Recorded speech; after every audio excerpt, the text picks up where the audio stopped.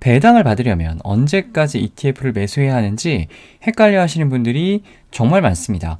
오늘은요, 이 내용을 전반적으로 정리를 해 보려고 합니다. 배당 받으려면 ETF 언제까지 사야 하나요? ETF 샀는데 배당금이 안 나와요. 실제로 굉장히 많이 받는 질문들 중에 하나인데요. 월배당 받을 수 있는 기준을 착각해서 배당금을 못 받는 경우를 주변에서 흔치 않게 찾아볼 수가 있습니다. 오늘 영상을 끝까지 보시면 이러한 다소 억울한 상황은 피하실 수가 있을 것 같습니다. 보고 계시는 화면은요, 인기 있는 월배당 ETF 중에 하나죠. 에이스 미국 30년 국제 액티브 ETF의 상장 이후 배당금 지급 현황입니다. 올해 3월 상장한 ETF이기 때문에 아직 상장 이후에 배당금은 3번만 지급을 했네요. 주식과 ETF의 배당금 관련 일정은요, 크게 두 가지가 있습니다.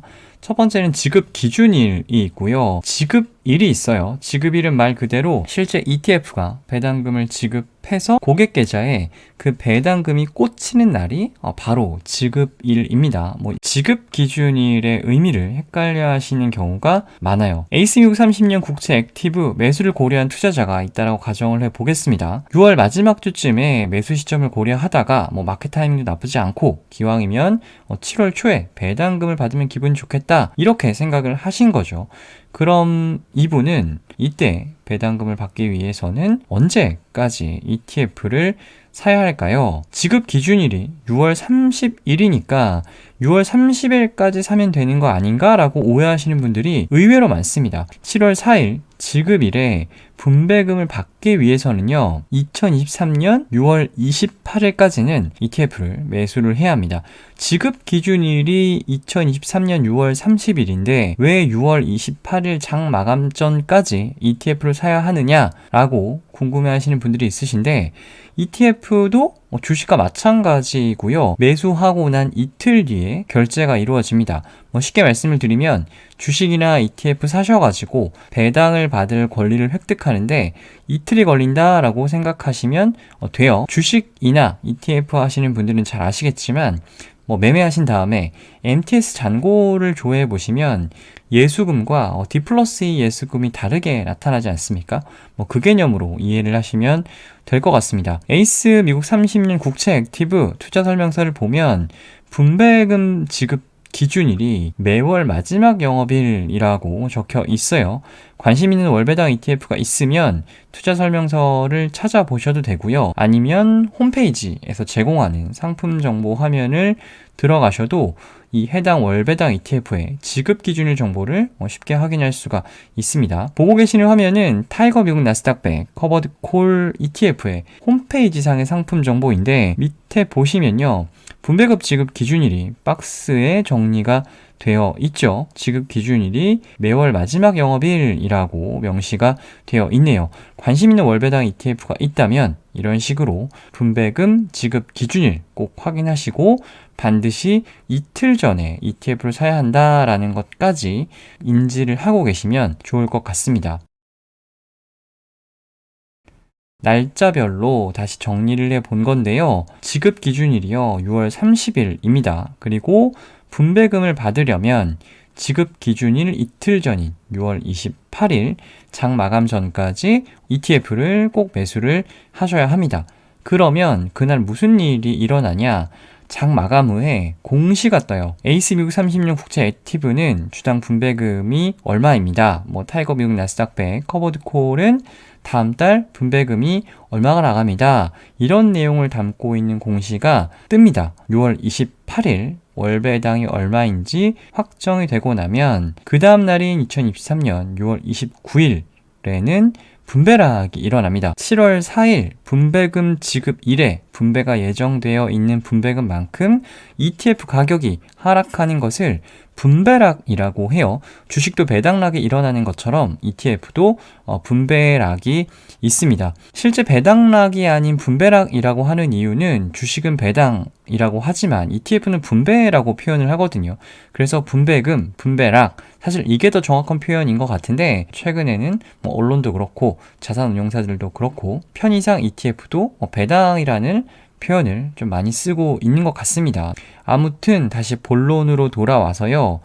ETF의 배당금의 재원은요, ETF가 보유하고 있는 현금입니다. 즉, 배당에 지급되었다라는 것은 ETF의 현금성 자산이 줄어든다라는 것을 의미를 해요. 따라서 분배락이 일어나는 것은 너무나 당연한 것이죠. 가끔씩 분배금 받고 바로 팔아야지 하시는 분들도 계신데 6월 28일에 ETF를 매수하시면 분배금을 받을 수 있는 권리를 획득할 수가 있지만 그 다음 날인 6월 29일 그만큼 ETF 가격이 하락하지 않습니까? 나중에 분배금을 받더라도 토탈 리턴이 0이에요. 그래서 분배금만 받고 곧바로 매도한다라는 것은 큰 의미가 없다라는 것을 말씀드리겠습니다.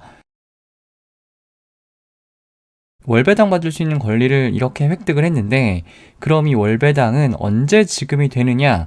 역시나 이것도 투자설명서나 홈페이지 내 상품 정보를 보시면 명시가 되어 있어요. 에이스 미국 30년 국제 액티브 ETF의 투자설명서를 보면요. 지급 기준일은 매월 마지막 영업일이라고 적혀 있고 그 밑에 지급 시기는 지급 기준일 영업일로부터 10영업일 이내라고 적혀 있습니다. 타이거 미국 나스닥 100 커버드 콜은요.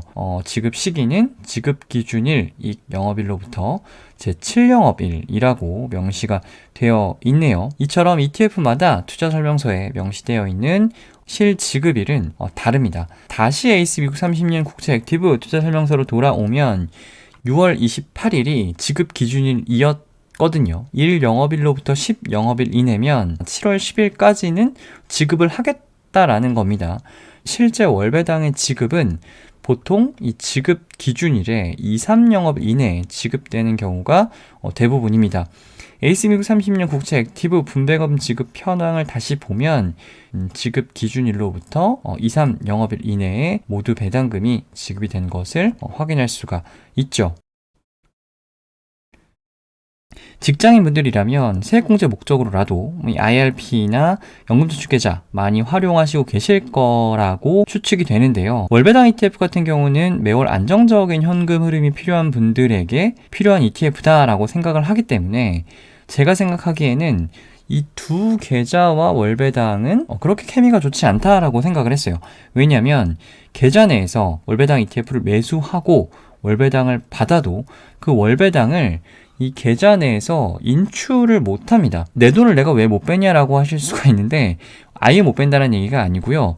이 계좌의 가장 큰 장점은 절세 효과인데 이 계좌에서 돈을 빼내는 순간 절세 효과가 전혀 없고요. 오히려 일반 계좌에서 배당을 받는 것보다 불이익을 받게 됩니다. 그렇기 때문에 매월 일정한 현금 흐름을 어떤 지출의 목적으로 만들고자 하시는 분들은 이 연금저축이나 IRP에서는 월배당 ETF는 매수를 하시면 안 되겠죠. 그런데 나는 월배당 ETF의 분배금을 재투자 목적으로 활용할 거다라고 하신다라고 하시면 이 IRP나 연금저축 계좌에서도 월배당 ETF를 충분히 활용하실 수가 있습니다.